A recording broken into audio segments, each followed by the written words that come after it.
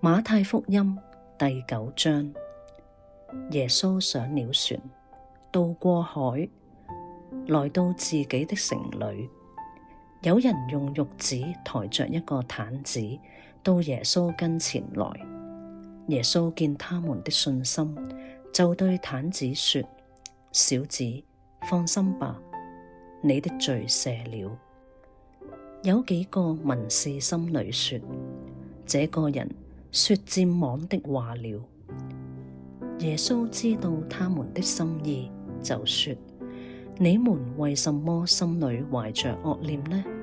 或說你的罪赦了，或說你起來行走，哪一樣容易呢？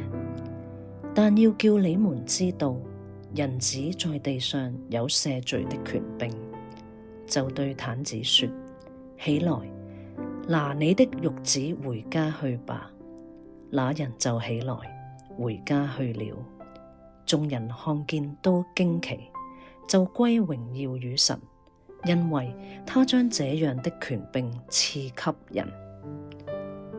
耶穌從那裏往前走，看見一個人名叫馬太，坐在稅關上，就對他說：你跟從我來。他就起來跟從了耶穌。耶穌在屋裏坐席的時候，有好些稅吏和罪人來，與耶穌和他的門徒一同坐席。法利賽人看見，就對耶穌的門徒說：你們的先生為什麼和稅吏並罪人一同吃飯呢？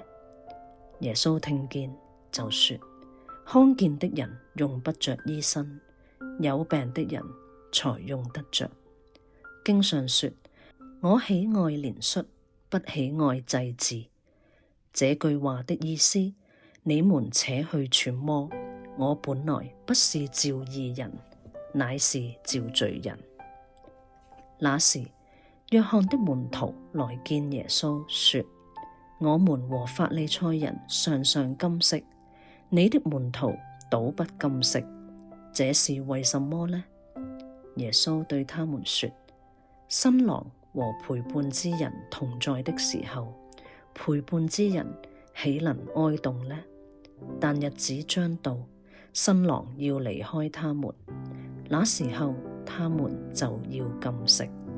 沒有人把新布補在舊衣服上，因為所補上的反帶壞了那衣服，破的就更大了。也沒有人把新酒裝在舊皮袋裏，若是這樣，皮袋就裂開，酒漏出來，連皮袋也壞了。唯獨把新酒裝在新皮袋裏，兩樣就都保存了。耶穌說這話的時候，有一個管會堂的來拜他說：我女兒剛才死了，求你去按手在她身上，她就必活了。耶穌便起來跟着他去，門徒也跟了去。有一個女人患了12年的血漏，來到耶穌背後，摸他的衣裳繸子，因為他心裏說：我只摸他的衣裳，就必痊癒。耶穌轉過來，看見他，就說：女兒，放心，你的信救了你。從那時候，女人就痊癒了。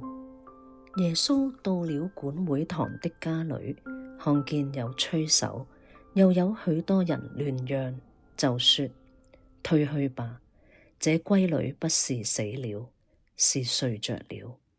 他們就嗤笑他。眾人既被攆出，耶穌就進去，拉着閨女的手，閨女便起來了。於是這風聲傳遍了那地方。耶穌從那裏往前走，有2個瞎子跟着他，喊叫說：大衛的子孫，可憐我們吧。